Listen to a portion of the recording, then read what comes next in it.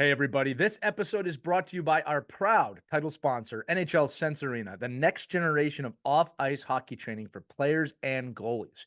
Look, we know how much you invest in your children's hockey development, the early mornings, the travel, and let's not forget the expenses of training for hockey camps, private ice time, the general expenses of the season. It's a lot. But wouldn't it be great to bring that on ice practice experience home that's fun, fits into your schedule, and that's affordable?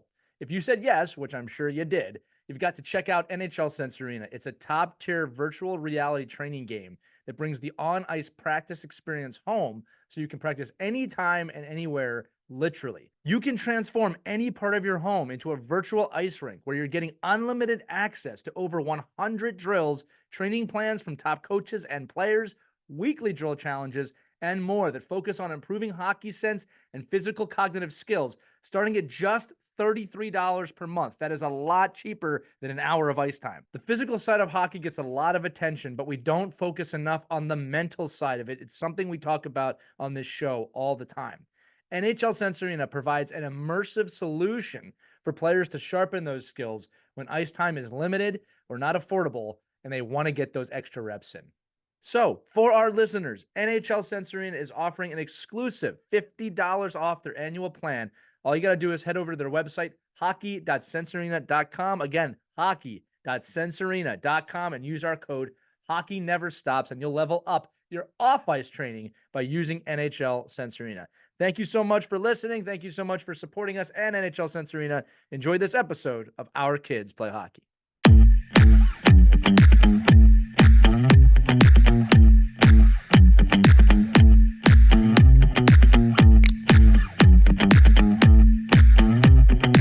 Hello, hockey friends and families around the world, and welcome back to another edition of Our Kids Play Hockey. I'm Lee Elias, is joined by always my best friends in the world, Mike Bonelli and Christie Casciano Burns. And guys, listen, it's early in the year when we're recording this, and the weirdness has started on all of the teams that I am part of. Parents asking questions, looking around, who's going where, what team am I going to make? This is the team I want to make next year. Are we going to be on the same team next year? Lee, will you coach that team? What are we going to do? It's the madness of the end of the season. So we're not going to be talking about evaluations directly today, but we are going to talk about that journey, that road to evaluations where, let's just say it frankly, things get kind of weird at this point of the season, and you have to have these conversations. So at the end of this episode, my goal, Mike, Christie, for the parents, for the people listening, is to give you some perspective on what's happening, especially if you're new to the sport.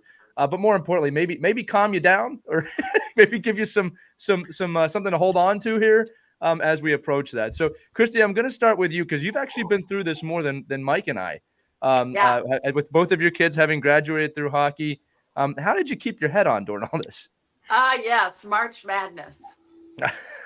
That's what I should have called. That's the episode title right there. It's March Madness. And parents get crazy.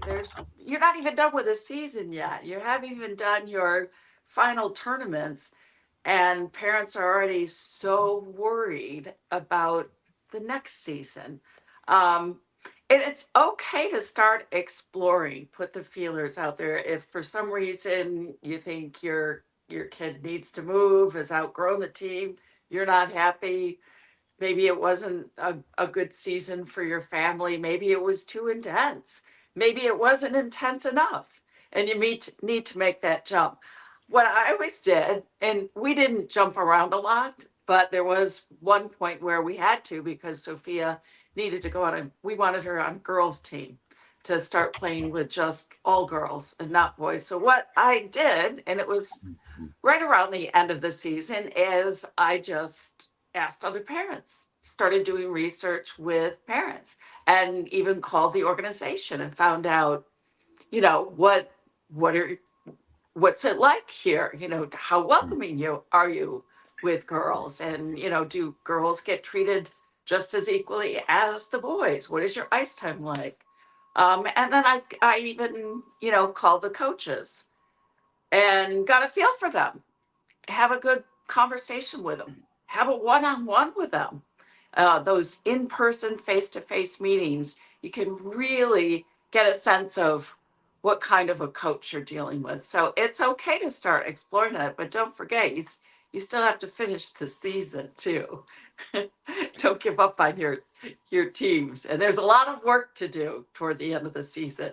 And you start getting a little tired, you start, feeling a little burned out. You can't wait for your kids to pick up the lacrosse stick. I get that.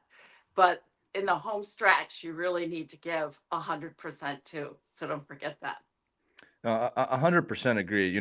My message to my own children this time of year and the kids that I coach, I mean, I don't have as much control over them or their parents, is what you just said, Christy. Like, look, we got to finish this season first, and I want your focus to be here, especially for the athlete. Okay. Right. I do understand, and Mike, I'm going to turn to you here. I do understand that evaluations are usually tagged right to the end of the season. So you're not crazy for thinking about it. All right. I do understand that people have to make plans. I think Christy just gave some great advice of do your research, talk to people. But Mike, we always talk about this too, that the grass is always greener on the other side. And that if you're not careful, you can start to commiserate a bit and find everything wrong with your organization. I do want to say, look, there are absolutely appropriate times to leave one organization and go to another. There are appropriate times to leave a tier 2 program and go to a tier 1 program, especially if you're on the East Coast. But you really gotta come to it with a sane mentality. And this type of year can make you insane. So, Mike, again, you're right in the thick of it as a coach. Christy gave a great job of the parent point of view, especially in girls hockey. Mike, tell me the coaching point of view, because I'm sure you get so many gripes around this time of year. How do you walk through that experience?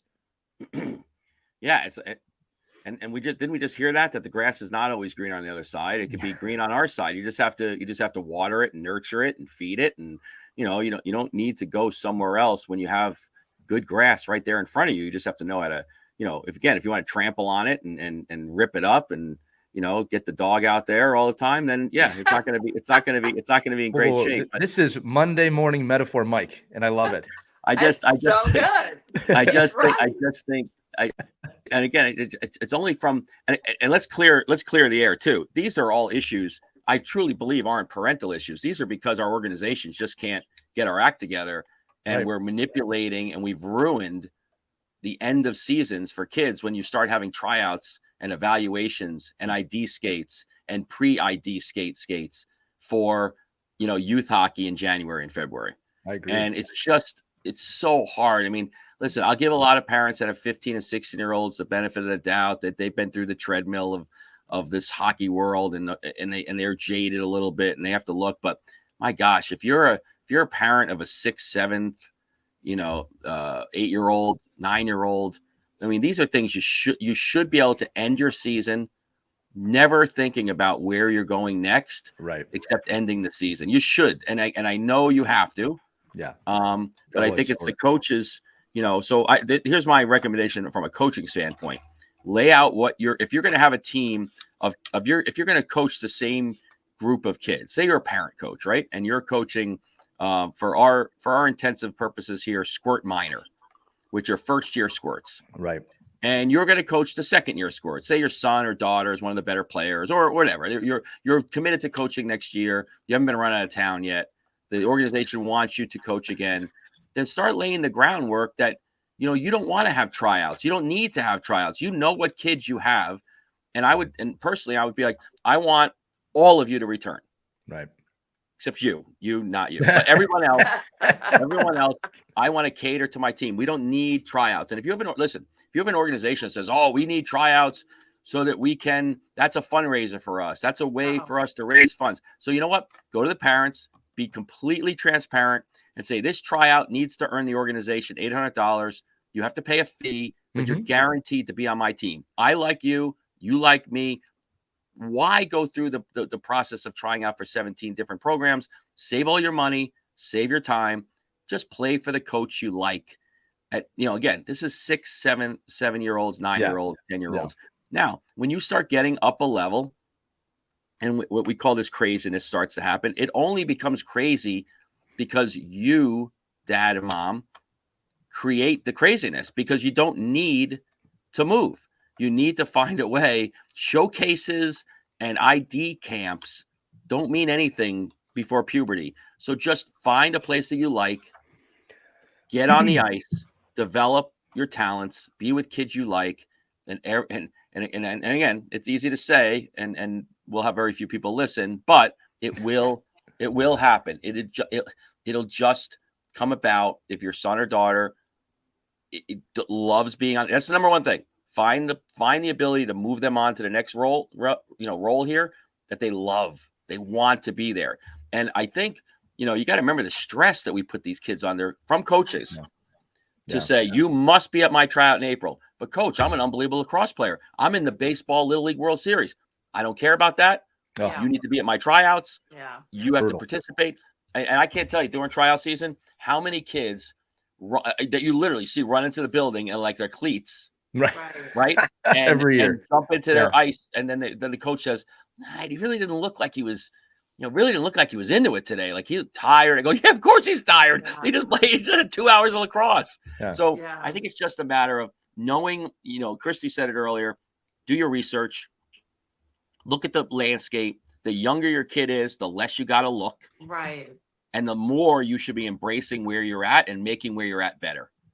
And if you fall into the trap that, everybody's at the secret skills camp that you're not at, and you're going to start running after that, it's a no-win situation. Do you even want to play for that team? Like that's the other thing too. And this is something I tell parents, like if you're in that type of a stress environment, and I want to be clear to everybody listening, we are talking kind of 12U and down at the moment. We will address kind of the 16, 18U at the end of the episode, because I actually do think that there's a recipe for that too. But if you're in those first half of the youth levels and a coach is already creating a stressful environment, you really got to ask yourself if you want your kid to be in that environment. Right. Now I'll give my organization a little bit of credit right now, because they scheduled one of the evals for both of my kids' teams is during spring break.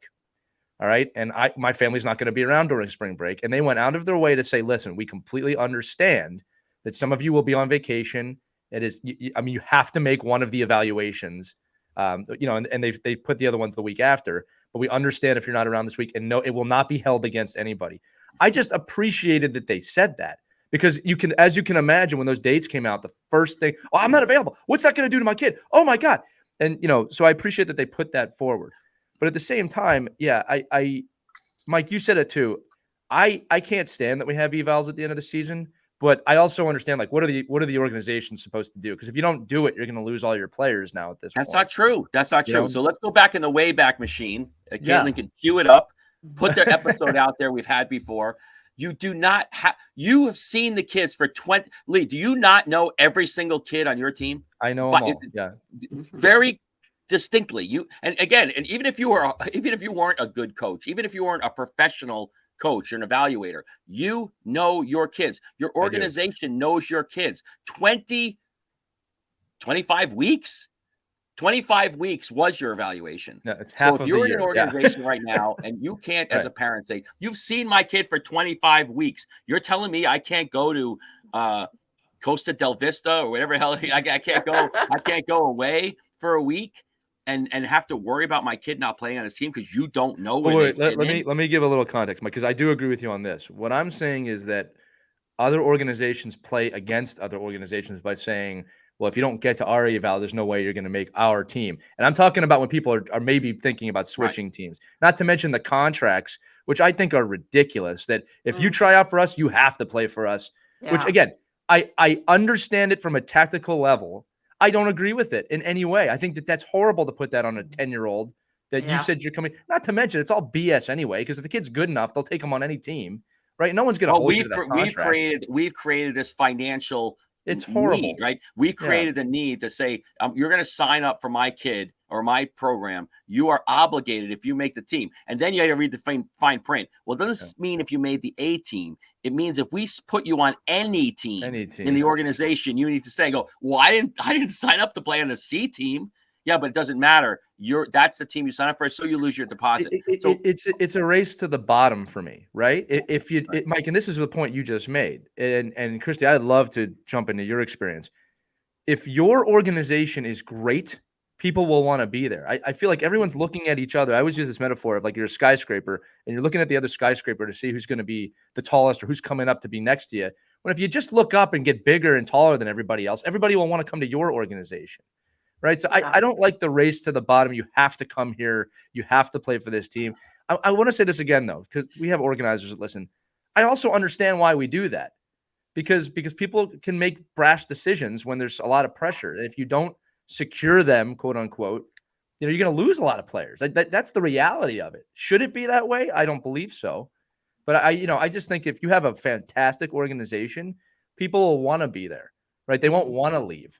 And I think every organization has the ability to do that, right? And some of it's through creating standards. But Christie, let me jump back to you real quick, because again, you had kids played on a lot of different teams. Yeah. You found ones that you're like, oh, we're staying here no matter what. Yeah. Well, yeah. And we were always very involved with whatever team we were on. We were really a part of the team. So Right. if they needed volunteers, if they needed, what the parents were fantastic. So we were very fortunate to have a lot of dedicated parents who worked to make it a great experience all around. For the coaches, we would go ahead and hey, parents, we need you to set this up for it. We would all step up and do it.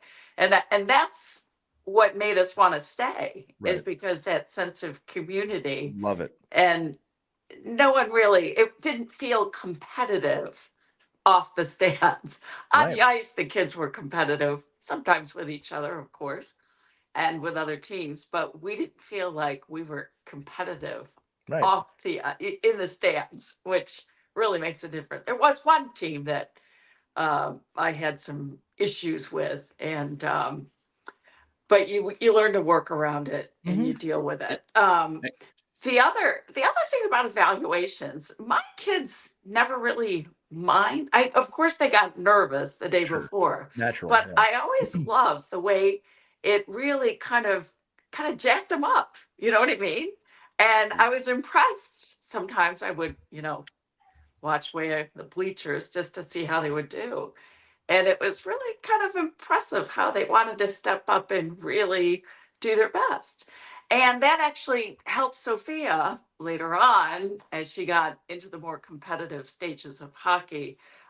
She had that switch that she could turn on when it was really important to be seen, especially by college coaches when they were evaluating her. So, an early age evaluations can actually be a good thing for the kids. I agree. With the right perspective. And I agree. I mean, I think that's where that's the argument I'll always get, right? Is we just want to test the metal against the best. Like, I want my kid to go out there. Well, I don't care if they make it or not, and which is not true. But it's just I want to see really where they fit in. So, my charge to some of these organizations and somebody in some governing body of hockey that runs the youth hockey in the United States should implement, some type of data source that says, if you're a AAA elite organization and you're having open tryouts, tell me how many kids that come to that tryout matriculate to your team. Honestly, tell me if you have 15 kids on your 15U team and you have a tryout with 90 kids on the ice, how many of those kids make the team? And it's so small a number. It's literally like when you statistically, when you see it over and over and over again, you're going to find that number is maybe one kid, and that kid probably knew that they were probably going to make that program anyway because of all the back channel stuff that goes on. Absolutely. Here's the other thing too, Mike, is that I think there's nothing wrong with being honest about that with the kids and making sure that they understand that you might not make this team. I think that's okay. Here's the other thing too, guys, is that, when I think about evaluations as a whole, I think about how my kid approaches the evaluation. This is going to be some, active advice for you guys listening at home. The messaging you give your children is super important, right? So number one, if you're nervous, Christie brought this up. I always tell my kid, that's okay. That's normal, because if you're nervous, it means you care. Right. And I think that that's something that kids need to recognize. Sometimes kids don't recognize why they're nervous. And it eventually turns into, I'm nervous, I might not make the team. And then that just turns into fear. And I think it's important, Mike, to your point, and Christie, to your point, you might not make the team. And that's okay. Right. Because what matters, and parents, this is what I really think we should be telling our kids. And I'm not telling you not to tell them to be aggressive or not to work hard or not to try and make the team. But when I talk to my children and the kids that I coach, I just want you to leave knowing you did the best you possibly could at this tryout or this evaluation. That is important to me. All right. It doesn't guarantee anything, just like life. but you're going to be doing these evaluations for 10, 15 years, maybe more, right? And they're going to get harder and harder and harder. And I want you to understand how to compartmentalize that nervousness, that fear, what you're Right. feeling right now. It's okay to feel something, but I need you to know, son, daughter, friend, whatever, if you just do everything you can, you have to live with that. And parents, remember, you're going to be nervous too. It's just a natural response, but it feeds each other. If your kid's nervous and you're nervous, it's going to feed and grow into this really big ball of nervous energy. So it's kind of, to me, on it, this is my opinion. I guess nobody has to agree with me on this, but I try and keep it as cool as I possibly can for them, because I don't want to put it on them that, hey, I'm nervous, you might not make the team. And to be fair, at this point in my journey, I'm pretty calm at evals, because my belief is that, wherever my son or daughter is placed, whether I agree with it or not, we have to make the best of that. Right. At this point of their journey, I want to reiterate, my kid's going to be a second-year squirt and a second-year mite. It is not 18U. I mean, I understand it's a different situation, or 16U. But yeah, listen, I just want you to do the absolute best you can. We have to leave this eval. You need to be in the car and look at me and say, I did everything I could to the best of my ability, whether you make mistakes or not. Yeah, and I think that's a real key point too, is that when you are coming to these evaluations and you set your, if you're going to put your kids through the evaluation gauntlet, which is fine. I mean, I actually don't mind that, if you want to test the metal against metal, right? But every time you don't make a team, can't be because it was political and because the coach didn't see you, and that, this is ridiculous. Or talent-based, right? It's not just about talent. I think people forget that, right? You could be the best player out there, but right. But didn't you see my son? He scored 4 goals on evaluation. Yeah, he did, but he was on the ice for 7 against. So I know you only saw the 4 goals for, but you didn't see the fact that he never came over the red line. So I think it's always like, where, but I think as a parent, it's so important that you just, when you set those expectations, you set them to where when you don't make it, you don't make it for whatever reason. It doesn't matter, because and there's absolutely could be political. I got a story for both of you. I got a story for both of you. Christy, you'll love this too. I don't talk about this often, but just to prove that point, going all the way to the highest levels, Mike. All right. I had a professional tryout, and I scored 5 points in 2 games against other professional players. And I remember thinking, this was the tryout of my life. Like, I did everything I needed to do. I took care of everybody. And I remember I sat down with the coaches, and they said to me, keeping in mind, this is 20 years ago. Well, you didn't get any fights.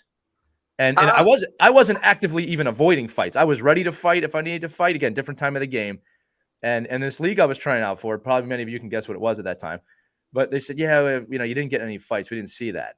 Right. And look, there was no kind of ill will. I mean, I was a professional about it, but I didn't get selected for that team because I didn't get in a fight. Wow. Right. And it just goes to show you that maybe to be fair, like, and again, this is all retrospective, maybe I should have asked them before the tryout, hey, what are you looking for? Exactly. Because I just went in there like, if I score 1,000,000 points, they're going to have to take me. Right. And that's a professional team. Right. Now, my logic dictates maybe that wasn't the best call for the coaching staff, right? I think I had a pretty good tryout, but it just goes, that's not what they were looking for. And that's what they didn't need another person like that, right? That could score points. They needed someone that could put some fists up. Again, different time period of the game. I want to reiterate that. Parents, do not tell your children to fight. This is a disclaimer. Never should you do that at a tryout. But Mike, I just wanted to share that because it does support what you're saying. Yeah, and it's really just the point of you don't.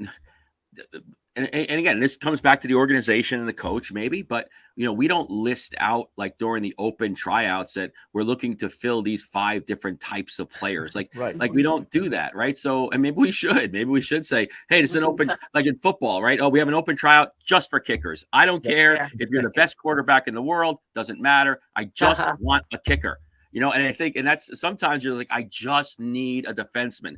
And that's all I really need for this team because I love this team and I want to keep this team. But at the same time, don't invite 120 kids. If you're only going to take 2 kids, that's an organizational piece. And, and those organizations get, it's funny when they get exposed, year after year after year, and the same parents say, oh my God, they always did this. I go, yeah, but you always go to the tryout. So, we've talked about this a million times, right? Buyer beware, do your research,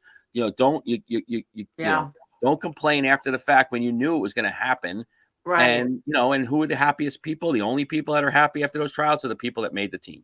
And, and no matter how good It's you are, life. what you That's are. just a metaphor for Yeah. life, though, right? Right. Right. But you could avoid a lot of that preemptively I agree. by not going to these evaluations when your kid's not going to make the team. Like if you're doing it for some ego piece, like really sit and talk to your son and daughter and be like, do you like the team you're on? You're probably going to make this team and you're going to be able to play no problem. Or is your kid going, Dad, I'm so much better in this group. I want to try against those guys. I know I could make it. Okay, well, you're the one that needs to want to do that. So if you want to do that, let's prepare by going over these points. Right. That if you don't make it, how do you react to that? Well, prepare, right? That's the whole purpose of the episode, is to be prepared. And then me as a coach says, well, I already asked you to come to my team. If you don't want to come play for me, like this, and this what happens all the time, and it's so sad, right? A player A wants to be, the coach wants them on their team.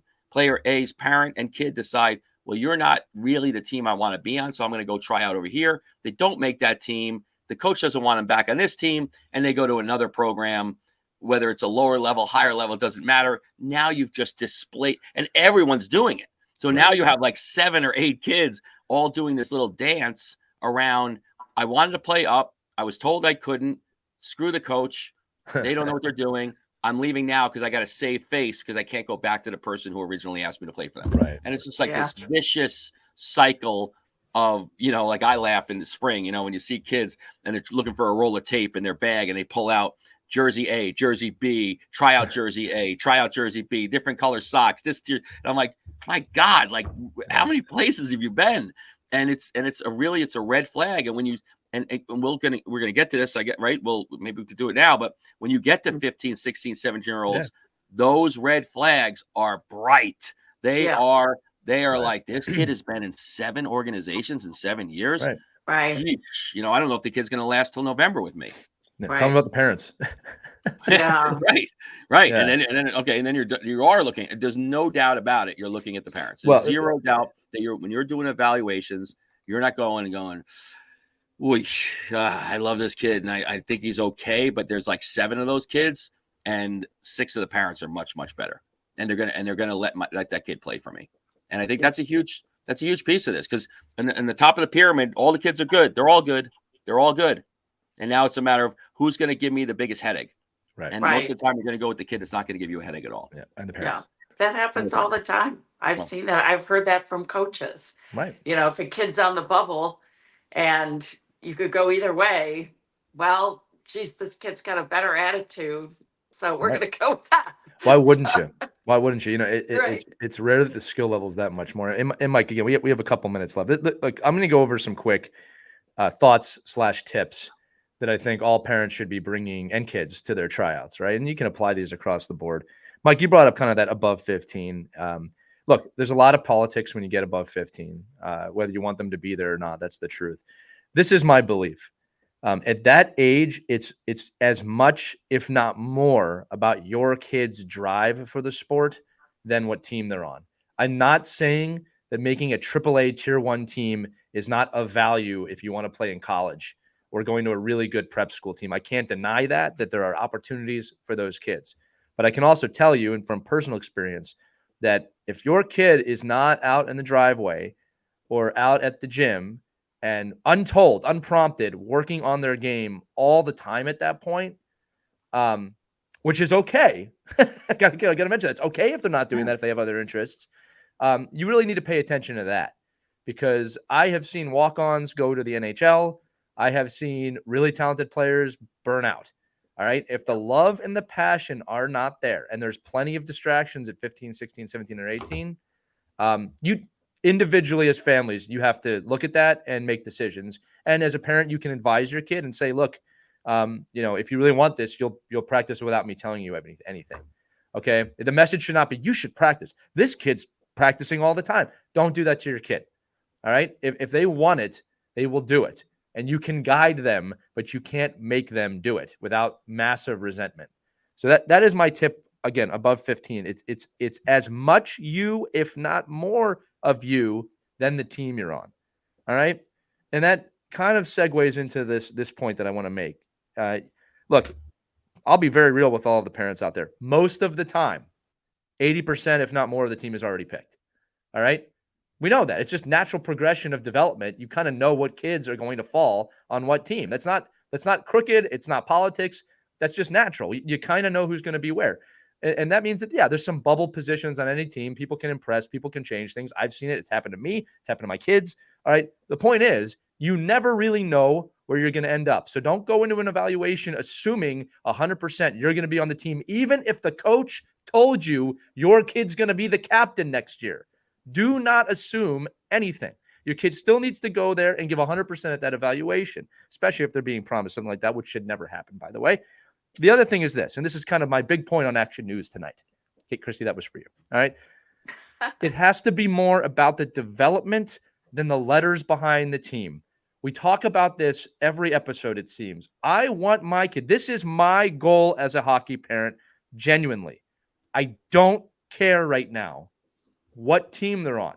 If it has a great coach and a great ability for them to develop as leaders, as players, as skaters, as goalies, as people, as long as that is there, I am a satisfied parent at this point of my life. My kids are 10 and 7. Keeping this in perspective, it is different when you're older. I want them to develop. So if they make the same team, if they make a higher team, even if they make a lower team, and the chances there for them to develop as hockey players, that is what my goal is. And I'm going to say it again, to not be hypocritical. It's not guaranteed, right? Some of this is on me as a parent to help them evolve, to help them grow. Okay, we didn't make the team we're going to make. You don't like the coach. You don't like your teammates. Let's not run away first. That shouldn't be my first inclination. What can we do as a family to survive this, to work on it, to be great at it? Not every season's going to be wonderful. I don't know how else to say that. You're going to have bad years. All right. But the kid who understands how to navigate that, infinitely more prepared for life, number one, will be a better kid to be coached. Coachability is a major thing for us when we pick teams. All right. You'll be infinitely better to be coached, more coachable, and you're going to be able to deal with adversity. So get this, when you get to a championship situation or a tryout situation, you have felt that feeling before, or have a motivation of, I don't want to make a bad team. I want to show these people I can be great. It's all learning on this kind of 10 to 12-year journey you get in youth hockey. So again, I put myself on a pedestal there. I'm sorry.